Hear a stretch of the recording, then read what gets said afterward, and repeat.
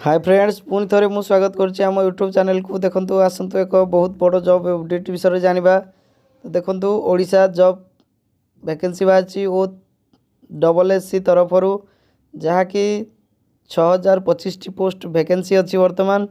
देखो यह कौन कौन पोस्ट एवं केवेठु अप्लाई डेट एवं कौन कौन रही लास्ट डेट तो से विषय जाना आसतु। तो फुल प्रोसेस मध्य मु आपन को बुझेबी। देखंतु क्यों क्यों पिला माने अप्लाई करि परिबे एथरे। तो आसंतु जानिबा। देखंतु ऑर्गेनाइजेशन नेम रहउची Odisha staff selection commissioner OSSC तरफ जहाँ कि बाहरी टीचर पोस्ट बाहरी। एवं देखंतु देखि पारुथे आपण 6025 पोस्ट वर्तमान वैकेंसी बाहरी। जॉब लोकेशन रहइबो आम ओडिशा भितर ही आपन को जॉबटा मिलिबो। एवं जदि सिलेक्शन प्रोसेस कथा कहवा देखंतु रिटिन टेस्ट एवं इंटरव्यू आपन को निया जिवो।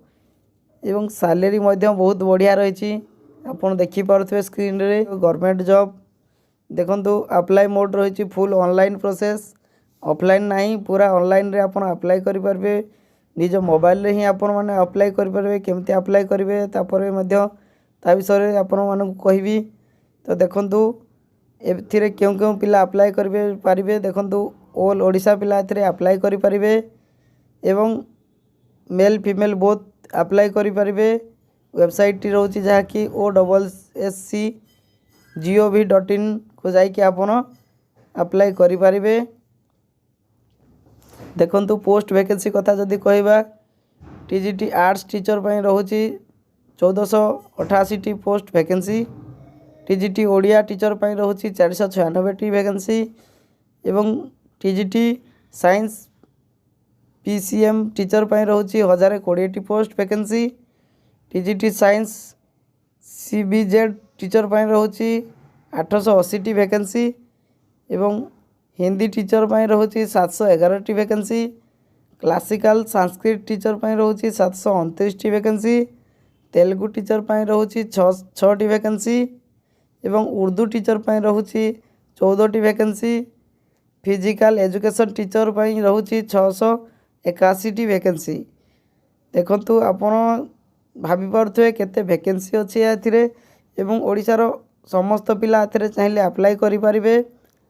तो देखंतु एज कथा जदि कहबा मिनिमम कैंडिडेट एज 21 वर्ष रु 38 वर्ष हेइथिया दरकार। एवं एथिरे एज रिलैक्सेशन मध्य दिया जाइछि। तो आपन चाहिए नोटिफिकेशन रे दिया जाइथिबा एज रिलैक्सेशन एवं डिटेल्स आपन माने से विषय बुझी पारिबे। मु डिस्क्रिप्शन लिंक टी दे देइथिबी।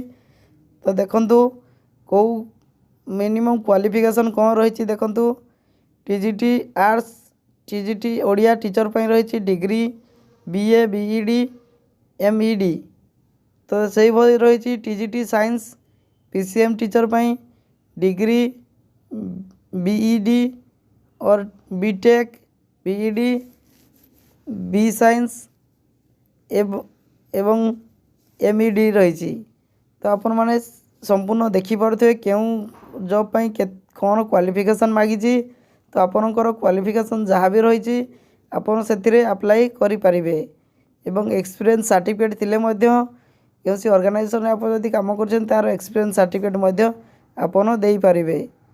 तो देखंतु यार ऑनलाइन स्टार्ट डेट रही गलानी 30/10/2024 रु यार स्टार्ट डेट थिला। एवं यार लास्ट डेट जहाँ कि रहउची देखंतु यार लास्ट डेट कथा जदि कहबा तो देखंतु एप्लीकेशन लास्ट रजिस्ट्रेशन ऑनलाइन। तो देखंतु 5 फेब्रुआरी 2025 यार लास्ट डेट थिला अछि। एवं आपण माने चाहिए एथिरे अप्लाई करि पारबे। आहरी मध्य बहुत दिन रही ऑनलाइन लास्ट डेट। देखंतु आउ थरे पुनी कहबा को चाहिबी 5 फेब्रुआरी 2025 यार लास्ट डेट रही।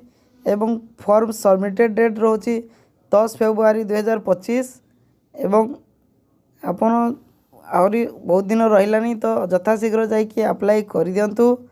एवं बहुत बड़ जॉब अपॉर्चुनिटी आपन पई रही। तो देखंतु इम्पोर्टेंट लिंक जहाँ कि शॉर्ट नोटिफिकेशन एवं अप्लाई ऑनलाइन मु आम डिस्क्रिप्शन लिंक रे दे देइथिबी।